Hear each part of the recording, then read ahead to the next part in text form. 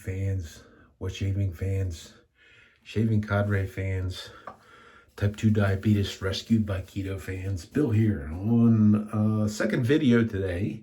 Made a honing video earlier on the super curve method. It's Sunday, the November the 27th, after Thanksgiving. I mentioned in my honing, because I kind of got the idea, because I was like showing off my microscope and all that stuff. And I started thinking about the expense of these things that we go through in the shaving hobby and that sort of stuff. So I thought I would do an economy shave today, and I may have mentioned the stuff. I'm using Colonel Conk. I haven't used this in a while. I looked at this, got this in the bowl, and I think kind of like shrunk up or whatever. There might have been some water in there. I guess it's still good. I don't really know. But I'm using the Omega, I don't even know what the number is in this. 10098, I think it is. This is, I think this was like a $10 brush or whatever. It's the only boar bristle brush I have, but it's long, it's nice, it gets soft in time you use it, and particularly with soaps that are need a little scrubbing on them. This is something that seems to work pretty good,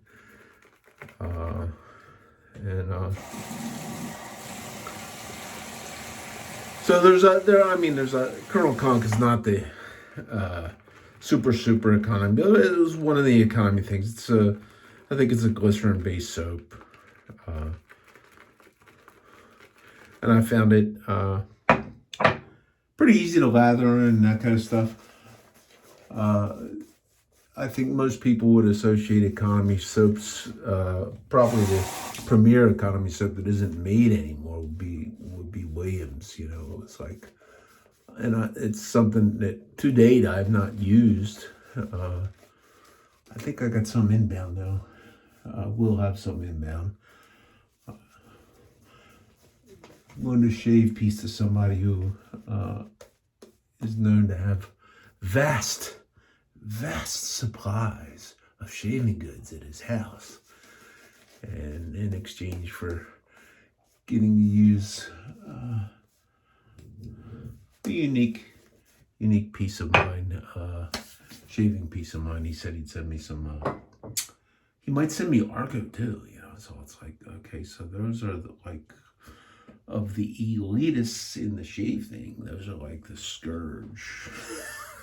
it's like, dude, it's a soap. Okay, the tool for today is the very inexpensive Focus R21. I don't know, I've seen these things at Superior Shave for like $10. There's other ones depending upon what color that are a little bit more. This has a slide-in thing in a plastic keeper with that keeps the blade recessed back in there. This was my first shavette. I like it. I still like it. I still use it. I came into open blade shaving from straights first, and because it is commonly accepted that about 100 shaves, open blade shaves, is where it takes to kind of begin to find your own. I dedicated the time to do 100 shaves with a straight razor, and I allowed myself, starting off, an hour per shave. And in the beginning, I used every bit of that first, but by a week or so, it took me a little bit less, and then you become more comfortable with how you're using the tool, how you're holding it. In retrospect, I wish I'd have started with this first. This was after straights. This was where I went to, and what I found out that because you read or hear from people, and it's like, oh, I got this horrible cut And yeah, these things will cut you. This is a little bit less likely to, particularly in the corners. And since the blade is kind of recessed, it's a little less, if you do cut yourself, it's a little less. But I remember standing right here the first time, going like this, and I'm looking in the mirror, and I'm carefully eyeing things up, and it wasn't so bad. It was, and this particular piece does help if you are coming in from a safety razor where if you're coming in from a safety razor where you use the safety bar or comb or whatever as the guide that goes against your skin, you got to rethink that a little bit and think back to whether you've tried it or not, the shallow angle ride the cap type thing and rocking in till you get the cut. And that's kind of the way I learned to shave, and the application I made with straight razors, and then this. And I think in my honing video I said that this was what kind of led me to, because I like this so much, kind of led me to find a honing method that made my straight razors sharper than what I was getting. Okay, so this has a shark blade. The last time I used this was running parallel to the Cutthroat Journey. He was doing his Shark Week thing, so I put a shark blade in here, and I've been keto a little while at that time.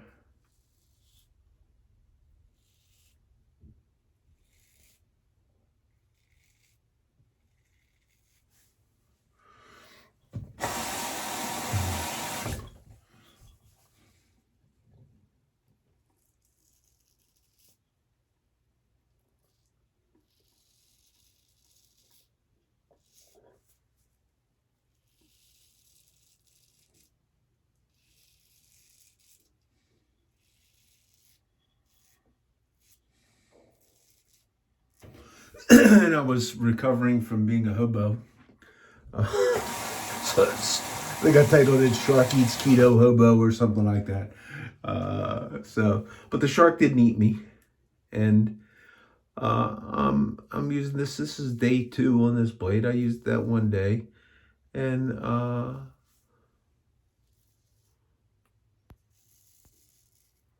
having not used this in a while, couple of days I'm still not totally recovered from my hobo ways of not shaving every day, but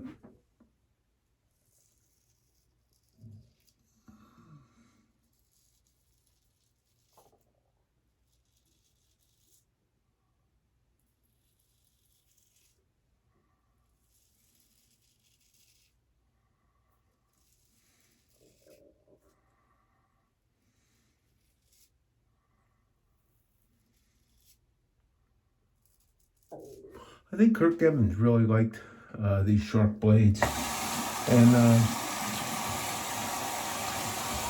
that first time in Shark Week was the first time I'd used a shark blade in a shavette, I think. I can't remember. I had a pack from a sampler thing that I got. And shave too, this is quite comfortable. Cuts quite easy.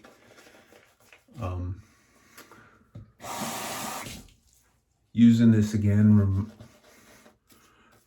having been mostly on my straight razors in the recent past. I've done a couple of safety razors. This does remind me why I pursued shavettes so much and like them so much, because no blade maintenance, new blade, second day, maybe third day, you don't have to do anything, and they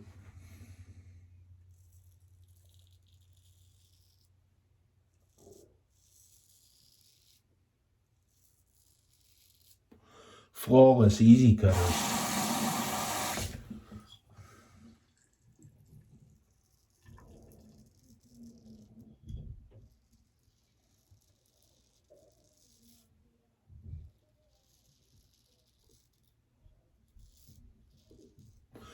And this has been since I got it, and still is the tool that I recommend for anybody who's considering the open blade shaving experience. I don't want to do that. I'm sitting here yakking around. Don't even remember.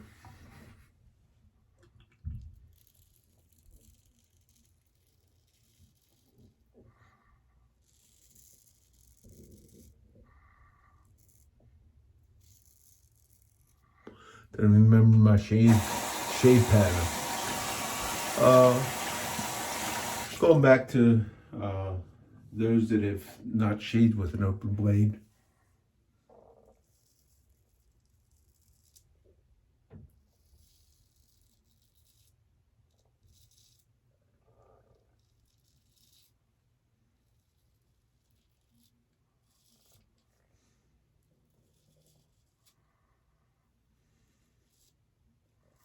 Enjoy a diversity of tools, but you're looking at straight razors, you're looking at shavettes.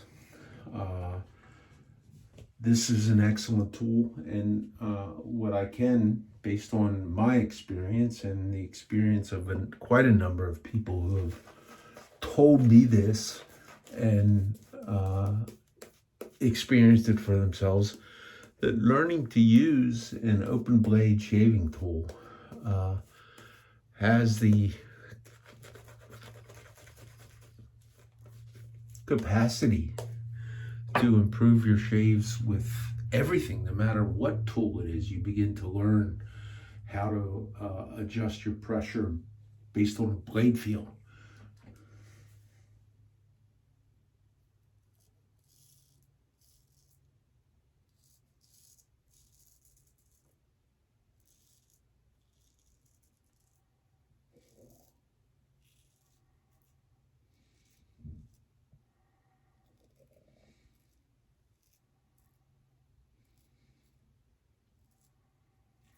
So that lower area of my neck is, and where it grows up, that's an against the grain pass going down on that.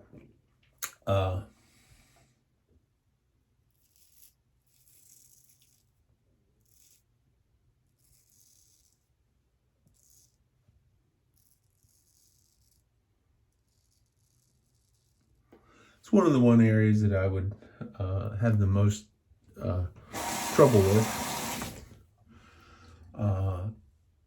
early on, especially like with a double edge razor, since that's what, when I started off in a shaving hobby, that's what I used.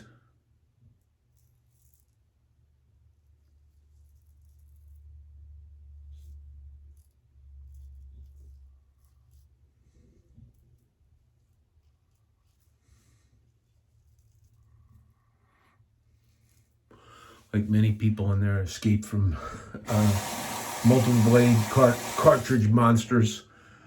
You begin to learn to do that.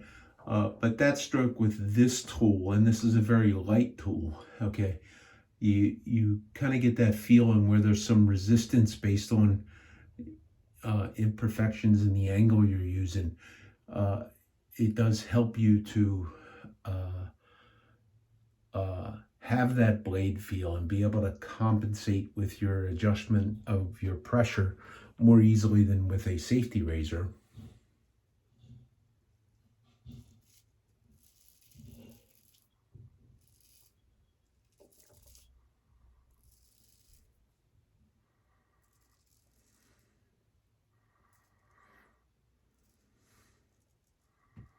So when you're using a safety razor, pretty much no matter what kind, there's some weight to them, and the tendency would be to want to steady it up, and or maybe you wouldn't feel it. You're using a heavier razor, just the weight of the razor, you would not necessarily know whether you have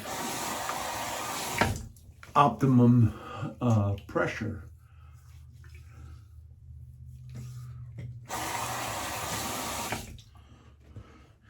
And this is a tool that helps you learn that sort of thing.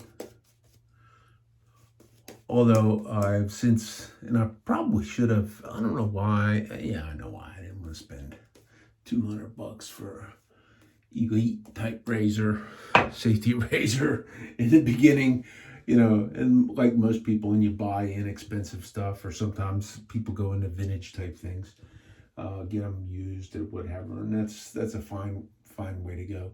But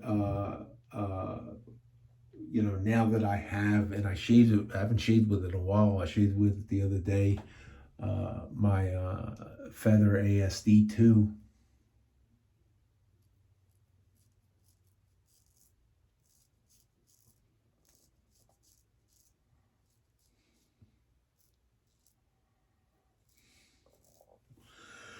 One of the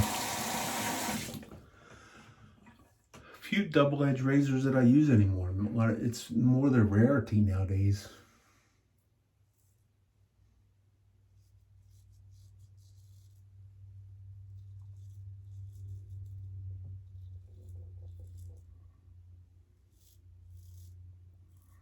But I had not used that in a while, and I took that baby out, threw a brand new feather blade in there. Oh man, that was, and you use the same, I use the same method that I always do, low angle light touch. And that right there is about as good of a shave as you could get with just about anything.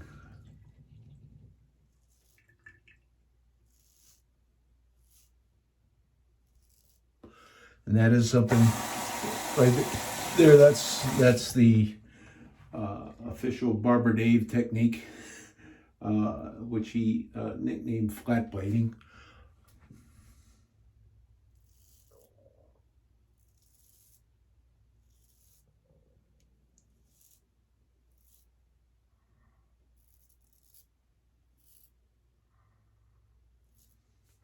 It's an advanced type of open edge technique. But it actually works pretty good, and yes, it's kind of a scraping type thing, but using that edge and coming up against the whisker, can kind of has a way of smoothly shearing off the top of it right at the skin level. It's if you're open blade shaver and has some time in on that, I encourage you to try that.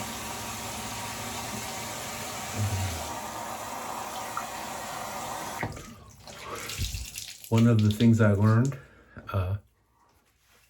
from Barber Dave after I came to the cadre, speaking of my commercial, I even have my cadre shirt on. A lot of times these shave shirts I'll wear them like 2 days. So this is the current official shave shirt with the excess lather storage. Please go there, www.theshavingcadre.com. Bill M, that's me here on YouTube and on the forum. Max Headroom, he's been a long time my avatar. So that's pretty much simple on the shave. I'm not going to do a whole lot of additional stuff, but because I'm on the budget and budget drugstore, okay. Some people don't like the smell of this, and some people say it smells bad in the plastic bottle, from the plastic bottle, and if you decant it into a glass thing, I don't know. It's like, this is like the quintessential barbershop scent. This has like this has a kind of a powdery smell, dry down. One of the things I like the most about this is the aftershave stinging effect that you get from this. I know this is alcohol, but what else is in here? Denatured alcohol, fragrance, benzyl alcohol. So it could be the benzyl alcohol that gives a little bit of sting that is not on the other stuff. I'd have to go back to some of my chemistry stuff to find out what benzyl alcohol is. So hope everybody had a great Thanksgiving and that sort of thing. I'm off for this is usually the week I take off for vacation. years ago in this state anyhow, tomorrow would be the first day of buck, and it would be very difficult to get off. Although there's not as many people where I work that hunt, that are the avid hunters that it once was at one time. But I mentioned diabetes and keto. This coming Friday, I have my follow-up doctor's appointment at about 6 months after I found out. It is actually a year after my A1C hit the diabetes level, and it went up from there. I was not aware of it. I didn't get the letter from the doc. It came here. I just never saw it. So I went untreated with diabetes for about 6 months, and it was a shock when I found that out. And I immediately took some action with some things that I was doing in my life and how my lifestyle, and made some changes. I believe, okay, and I'll post it up on the Cadre and the diabetes thread, but I believe that when they do my blood sugar check and do my A1C, I will be into the normal range. At 3 months, I was in the moved from well into the diabetes range into a pre-diabetes category, and I believe I will have a normal person blood A1C, hemoglobin A1C this time, I think. But those that may experience that, don't ever kid yourself and think that this is what you do. Like what I did is a lifestyle change. This is, Thanksgiving, came and went, and I have a turkey here. I didn't make a turkey, okay, but mashed potatoes and stuffing and the delicious gravy I used to make. I did have a slice of pumpkin pie, very small slice of pumpkin pie for Thanksgiving. But there's no returning to that for me. I intend to remain on a very low carb diet for probably the rest of my life. And I'm not so sure that that's not the actual diet that is most healthy for human beings. So been following that and that sort of thing. If diabetes is rampant nowadays with I think there's a couple of things. Sugars in everything. High fructose corn syrup is in just about everything. And I think one of the most dangerous things is probably the use of petroleum-based vegetable oils, which is in everything. So you go look for the oils, and sometimes these are healthy oils or vegetable oils. You know what? Do you understand how they get that oil out of soybeans and corn seed and canola seeds? And do you understand that they take a hazardous air pollutant and a neurotoxin, a solvent that is both of those, and they mix it with your food? Okay, and this is what makes that oil come out of there? Yeah, okay. And our government says that it's just like the government that says I should eat a whole bunch of carbohydrates to keep my blood sugar up. They say that's okay. So do a little bit of research into that, and you'll find out if